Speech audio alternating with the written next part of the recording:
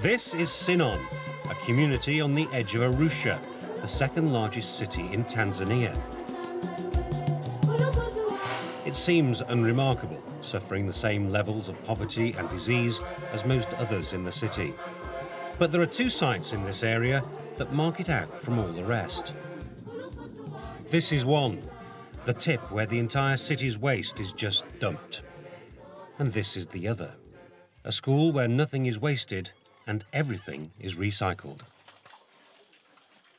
Tips like this, of course, can be found all over the world, and they reflect a common lack of concern for the environment. Schools like this, however, are few and far between on any continent, but they demonstrate what can be done to promote sustainability and self-sufficiency. Here it's not just the food that's home-produced, so is the energy, which comes from a very natural gas. It's better for the environment and the purse. Economics have been a big part of my drive, but also the environment. Yes, the two go together. We have to find ways of being more resourceful, less wasteful, and if small schools can do it, families, individuals, it boils down to everyone contributing. The Edmund Rice Sinon Secondary School lies underneath Mount Meru, the fourth highest mountain in Africa.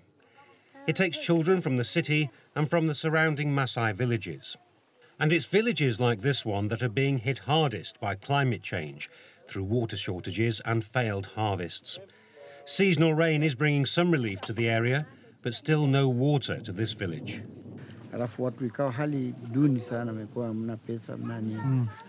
So he would say more than 10 years, the rain has decreased. Cows have died as a result because of the lack of rain. Just the general standard of living is very difficult. More than 10 years now. Who does he blame for the drought?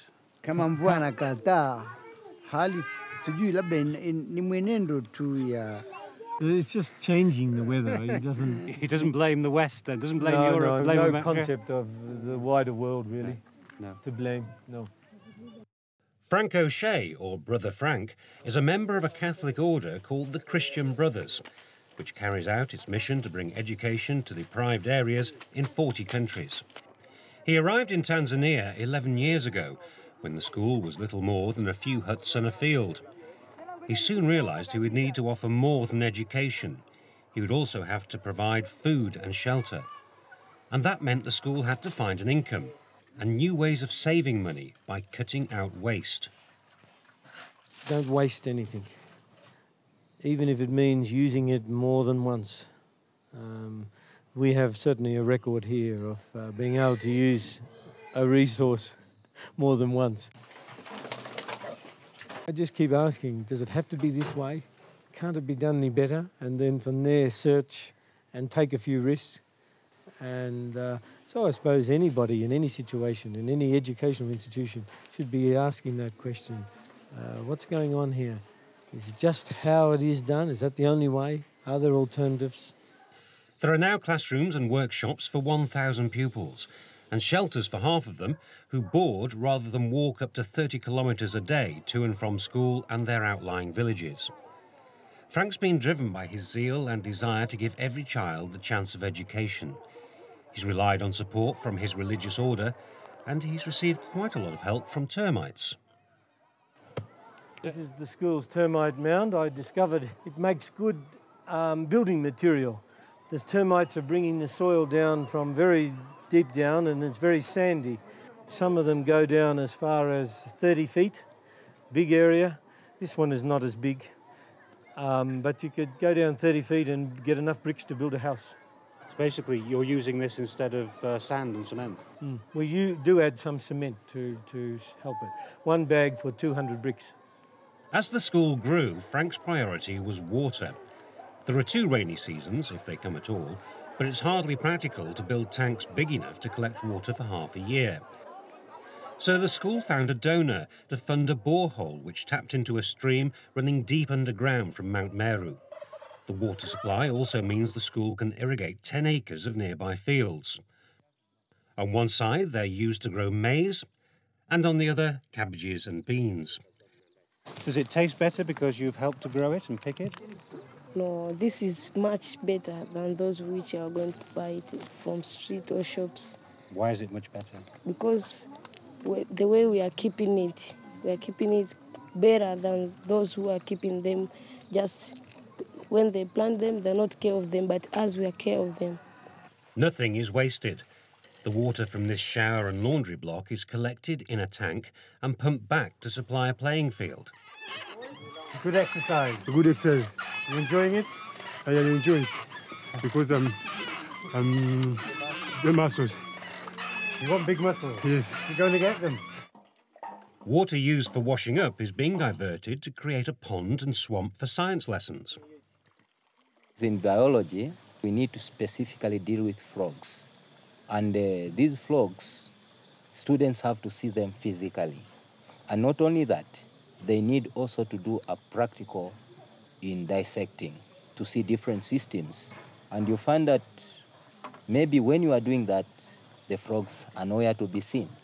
The school also teaches animal husbandry. It keeps a herd of 15 cows, which produces between 80 and 100 litres of milk a day. Just over half the yield is sold, and the rest is turned into semi-skim milk and cream for the pupils. The school bull is hired out to bring in more money. And the cattle produce something else that's put to good use. It's the ultimate in waste not, want not. Their slurry is channeled into a 50 cubic metre underground chamber, or biodigester. And it's supplemented by what's deposited in these toilets. We haven't got the cows trained enough to go into an area where they can squat, so we have to manually gather it up and put it here. From here, it goes into a very large biodigester, and there is the top. It's like an igloo, so it's about 4 metres deep and a 5 metre diameter, and big thing, yeah, it's huge. How much gas is in here depends on the quality of the manure that you have put in there. I'm ignorant in these matters. I thought slurry is slurry. I didn't know there was different qualities. Oh, well, if it was sitting outside, and methane is escaping anyway, so it's better to go straight from the cow into there. As the methane or biogas builds up in the chamber, slurry is forced into 3 smaller underground chambers, and from these it overflows into the open air. Slurry pools are not the sort of thing usually found at school, but this one is apparently perfectly safe. And in the chamber it's fully anaerobic, and therefore what comes out is clean of bacteria. I had it tested at the hospital and they couldn't find any traces of amoeba or whatever. Pressure inside the main chamber pushes the gas into 3 kitchens, including this one, which feeds the recently opened sixth form centre. Lunch is prepared for all 1,000 pupils. Breakfast and dinner is also provided for the boarders. Members of staff can share the meals, and the energy source can come as something of a surprise to new arrivals. Very interesting. I didn't know that. That's pretty good. Is that going to put you off your dinner? Not really, no. Gas is gas, I suppose. It doesn't matter how it's cooked, as long as it's cooked and it's tasty. It's a good idea because it is the energy which is not costful. Yeah. Not expensive. Not expensive. Pupils were told from the outset the part they were playing in cooking their food. Downplayed it and made a joke of it, and it was accepted then. It's never been an issue. What did you say? Oh, well, if your food is not cooked, get going. Make some more. The school relies on volunteers, bringing their skills in return for accommodation and food. And you need to know how to recognise when something is paramagnetic or diamagnetic, OK?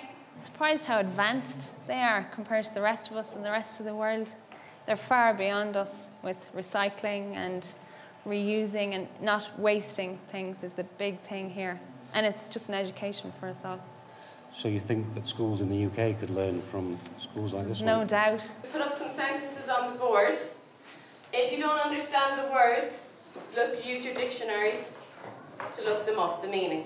We take so much for granted at home and everything is seen as disposable. Whereas here, I think everything's seen as a commodity, no matter what it is, how small it is. It's seen as something that you can use. Whereas at home, we take for granted paper, we take for granted where our food comes from, it just arrives, especially in schools. I know it's improving all the time in relation to recycling, but here it's very much more a necessity rather than a lifestyle choice. The school once grew 50% of its own food, and despite doubling in size and taking in boarders, it still produces 20% of its needs. Maize is bought and stored in silos, or rather in shipping containers turned on their ends. And here the biogas has another essential use, killing weevils. The methane and carbon dioxide is going into the container, expelling oxygen, and therefore it suffocates any weevils. There's no poison involved, it's not harmful, it's just suffocating them by removing oxygen and replacing it with carbon dioxide and methane. The point of a silo is that we can buy during the harvest time, and the price is very low. If we can store it, then we can use it as the year goes by. Another byproduct also provides fuel, sawdust. It goes straight from the workshop to this stove, used to prepare breakfast. It's an example of what a politician might call joined-up thinking to maximise resources. But here it's called common sense. There are many more examples around the school. If you need new instruments for the music department, then why not make what you can in the carpentry class? And if you're training pupils to become joiners, then why not produce stools and desks needed in new classrooms?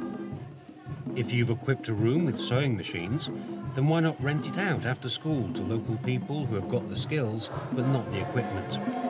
If you're teaching husbandry, then why not produce the ingredients needed by the home economics class, which can then provide a few treats in between the meals of maize? And if you want to provide training in IT, then why pay for new computers when perfectly good ones are being thrown away by upgrade-greedy consumers in the West? For what pupils actually do in a school, these are absolutely adequate. I even had a group of pupils last night doing some programming, and for simple programming tasks, they stood up fine. So there's no reason why schools in the UK couldn't recycle? No reason whatsoever. I'd say the only weak link in the chain is probably the monitors. Second-hand monitors tend to kind of not have a great lifespan. I'd say these PCs have got maybe another 4 or 5 years in them. And how old are they? And that will take them up to being about 12 years old, I think. The dump on the doorstep, a monument to global apathy and inaction, doesn't discourage the Christian Brothers. The school will continue to show the rest of the country and the rest of the world the importance of reusing everything and wasting nothing, whatever it might be. It saves money and ultimately a lot more. These people are in their poverty, have very little, they're struggling anyway to survive, so they have very little resources to deal with change. What was that slogan? Think globally but act locally. And this is a responsibility of everyone.